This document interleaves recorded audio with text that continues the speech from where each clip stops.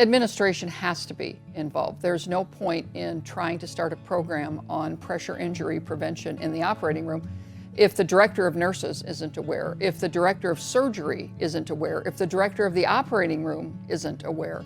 Because the nurse, whoever is running this, is going to run smack dab into a big wall when they put forth a plan on how to prevent it. It really comes down to passion about preventing pressure injuries. This was a new world for me. It was very intimidating coming before surgeons and anesthesiologists who had never heard of pressure injuries before and really weren't interested in preventing pressure injuries. So I had a lot of work to do from the get-go. Well, know your evidence, so when you sit with your leaders, you can show them what these products can do for them. You know, it may cost you a little bit of money up front, but the cost avoidance on the back end is really significant. And that's where you have to have your evidence and you have to be able to sit down and sell it to them.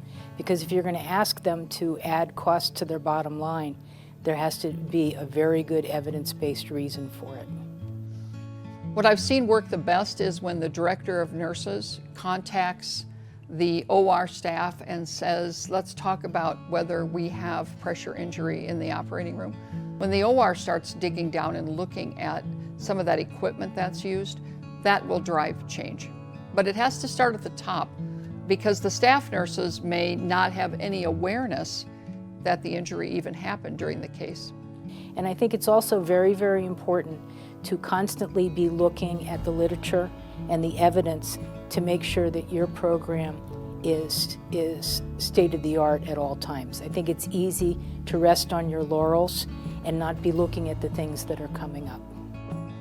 There are a few hospitals that actually track a daily occurrence of pressure injury, and they write out every day for the staff, 0, 0, 0 each day.